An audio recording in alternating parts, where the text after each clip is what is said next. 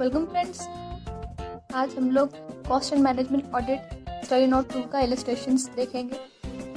सो illustration number 1, एक company है जिसका ट्रायल बैलेंस दिया हुआ है और यहाँ पर you are required to compute the following ratios as per requirement of part D of companies cost record and audit rules. तो यहाँ पे एक ऑपरेटिंग प्रॉफिट निकालना है as a percentage of value addition. तो सबसे पहले ऑपरेटिंग प्रॉफिट जो है net sales minus cost of sales करने से ऑपरेटिंग प्रॉफिट निकल के आएगा। ऑपरेटिंग प्रॉफिट जो ऑर्गेनाइजेशन का फंक्शनल पार्ट है उसका जितना भी प्रॉफिट आ रहा है। सो पहले साल का ग्रॉस सेल से हम लोग एक्साइज ड्यूटी लेस कर देंगे तो हम लोग के पास नेट सेल्स आ जाएगा। सिमिलरली बोथ ईयर्स का हम लोग कर लेंगे। See gross sales minus excise we get net sales. From this हम लोग जितना भी कॉस्ट ऑफ सेल्स है वो लेस कर देंगे। All the expenses, raw material, wages, जितना भी एक्सपेंसेस है सब लेस कर देंगे। Overheads, raw material, wages, power and fuel, stores and spare, factory overhead, जितना भी ओवरहेड है और एक्सपेंसेस है लेस कर देंगे। Will arrive at the operating profit. Next value addition. So value addition क्या होता है? जितना भी कॉस्ट लगा है to bring the material, raw material into a state कि वो बेचा जा सके या जिससे वैल्यू रियलाइज हो। सो जितना भी कॉस्ट ऑफ इनपुट उसमें लगा है उसको हम लोग वैल्यू एडिशन बोलते हैं। उसको बोलते हैं cost of bought out materials. तो वैल्यू एडिशन निकालने के लिए नेट सेल्स जो हम लोग पहले निकाल चुके हैं यहाँ पर, ये वाला अमाउंट का नेट सेल्स, उससे हम लोग cost of bought out materials and services less कर देंगे। यहाँ cost of bought out and material and service क्या क्या आ जाएगा? Material consume, power and fuel, spares. Overheads में सिर्फ ओवरहेड्स का जो एक्सपेंसेस है, प्राइमरी ओवरहेड्स का एक्सपेंसेस ही लेंगे, जैसे कि सैलरी, डिप्रिसिएशन और टैक्सेस नहीं आएगा। सो सभी ओवरहेड का हम लोग ओवरहेड रेट ले लेंगे, ओवरहेड प्राइस जितना भी है एक्सपेंसेस वो ले लेंगे। सबको ऐड करके, टोटल ओवरहेड को ऐड करके वैल्यू आएगा इतना फॉर ईच ईयर। सो अब ये नेट सेल से हम लोग ये जो cost of bought out material service निकाल रहे हैं इसको लेस कर देंगे, will get value addition. So यहाँ पे operating profit as a percentage of value added निकल आ जाएगा आराम से।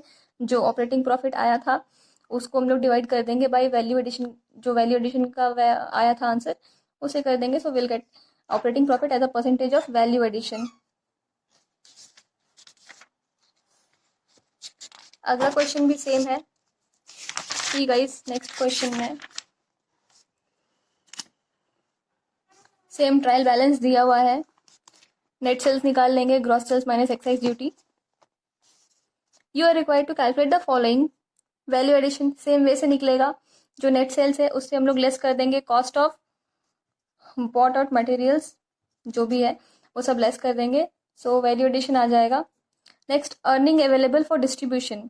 अर्निंग अवेलेबल कैसे निकालेंगे? जो हमारा टोटल ऑपरेटिंग प्रॉफिट आ रहा है उसमें अदर इनकम को हम लोग ऐड कर देंगे तो हम लोग का अर्निंग अवेलेबल फॉर डिस्ट्रीब्यूशन आ जाएगा। Then distributions of earning to different Clements.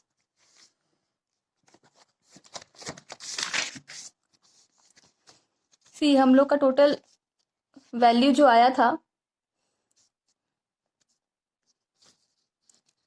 Total cost bought out input, उसमें वैल्यू एडिट कर देंगे तो ये टोटल अमाउंट आ रहा था उसमें हम लोग ऐड कर देंगे other income, that is 300 and 200 for each year. So earning available for distribution आ जाएगा।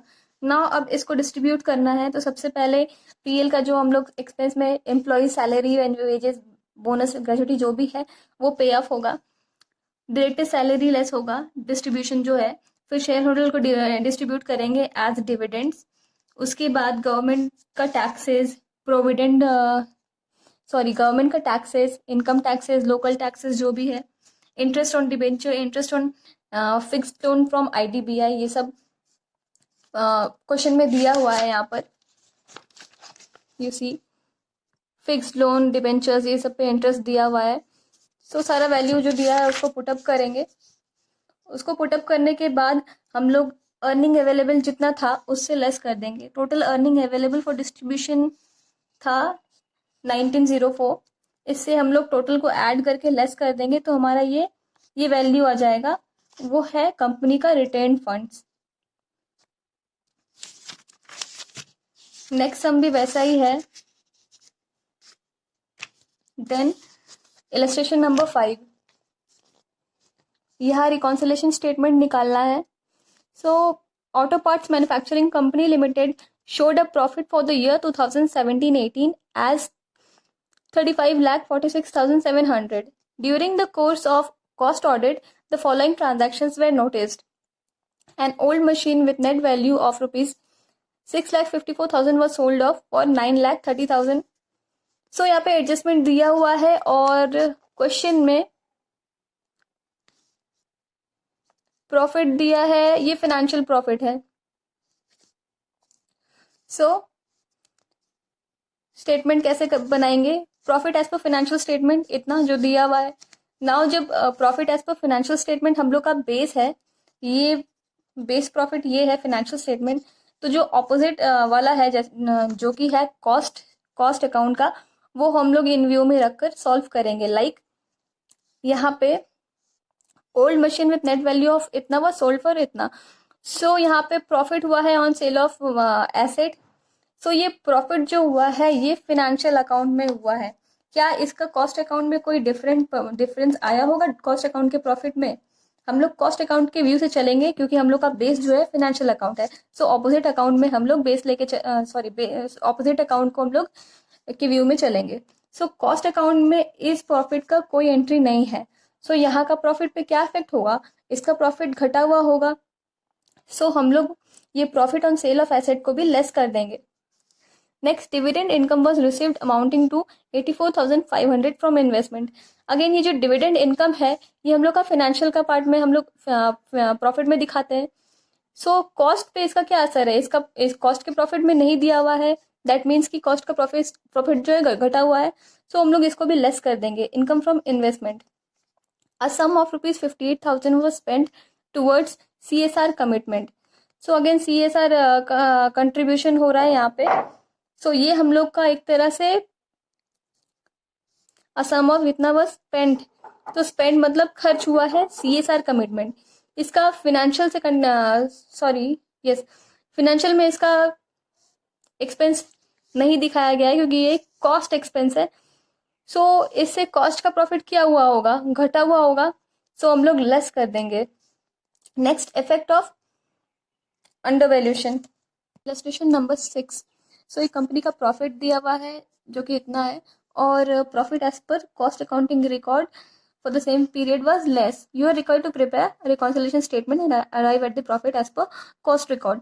सो यहाँ पे इन्फॉर्मेशन दिया हुआ है। Valuation of stock, opening stock, closing stock दे दिया है for both financial and cost accounts. So सबसे पहले जो इसका एंट्री होता है valuation of stock, over valuation या अंडर वैल्यूएशन। तो यहाँ पर जो बुक में जो मेथड दिया हुआ है, यहाँ पे बुक में क्या किया कि जो टोटल स्टॉक है ओपनिंग स्टॉक को ऐड कर दिया, उससे जो क्लोजिंग ओपनिंग स्टॉक को ऐड कर दिया और क्लोजिंग स्टॉक को ऐड कर दिया।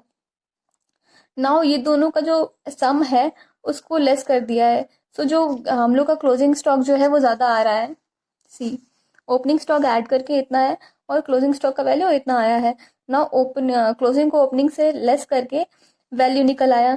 बीइंग क्लोजिंग ज़्यादा अमाउंट था क्लोजिंग का, सो क्लोजिंग का ये अमाउंट एक्स्ट्रा है। सेम कॉस्ट अकाउंट का भी क्लोजिंग का एक्स्ट्रा वैल्यू निकल आया। नाउ क्लोजिंग जो है, क्लोजिंग इन स्टॉक अगर बढ़ा हुआ है तो ग्रॉस प्रॉफिट भी बढ़ा हुआ रहेगा। इन दिस केस जो क्लोजिंग स्टॉक का वैल्यू है वो कॉस्ट अकाउंट्स का ज़्यादा है, 1,50,000 यहाँ जो वैल्यू है क्लोजिंग स्टॉक का वो ज़्यादा है for cost account.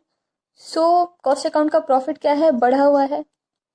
In that case जो कॉस्ट अकाउंट का क्लोजिंग स्टॉक है उसको हम लोग इससे लेस कर देंगे। जो हम लोग का डिफरेंस वैल्यू आएगा वो हम लोग ऐड कर देंगे। क्यों? क्योंकि कॉस्ट अकाउंट का जो वैल्यू है वो प्रॉफिट बढ़ा हुआ है, तो जो डिफरेंस अमाउंट है उसको हम लोग ऐड कर देंगे to arrive at profit of cost account. वही यहाँ पे किया है। See difference in stock valuation, जो ये दोनों का डिफरेंस है वो यहाँ पर निकाल लिया है। Next, interest income from inter corporate deposit. So inter corporate deposit का इनकम इतना आया है। ऑफकोर्स ये जो इनकम है ये फिनेंशियल का है इंटरेस्ट इनकम। सो कॉस्ट में इसका पार्ट नहीं है। अगर कॉस्ट में नहीं है तो कॉस्ट का प्रॉफिट घटा हुआ है तो हम लोग इसको भी लेस कर देंगे। Next, donation given.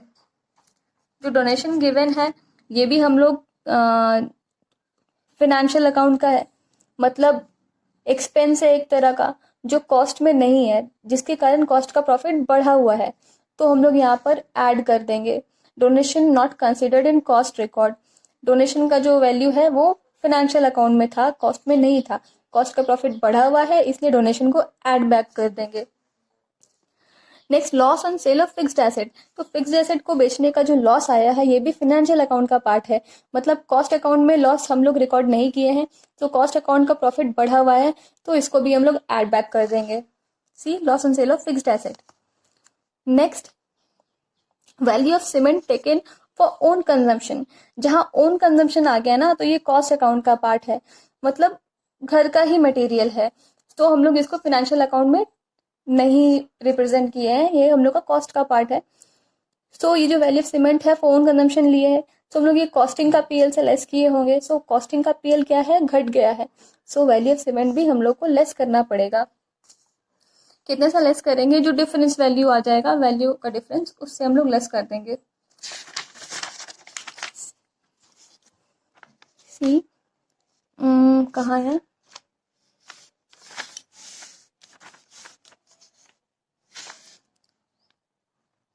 Value difference in value of cement taken for own consumption. जो डिफरेंस है दोनों को लेस करके जो वैल्यू आया वो यहाँ पर कर दी है।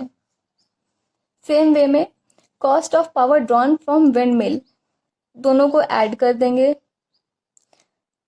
दोनों को ऐड करने के बाद ये जो cost of power drawn from own wind mill, again own घर का मटेरियल है तो कॉस्टिंग का पार्ट होगा। सेम इफेक्ट आएगा जो जैसा सीमेंट में आया था। नॉन ऑपरेटिंग इनकम है, ये भी हम लोग का नॉन ऑपरेटिंग इनकम है तो ये फिनेंशियल अकाउंट में गया होगा, सो कॉस्ट अकाउंट में इसका एंट्री नहीं होगा, इसलिए कॉस्ट अकाउंट का प्रॉफिट घटा हुआ है, इसको घटा देंगे। सी, नॉन ऑपरेटिंग इनकम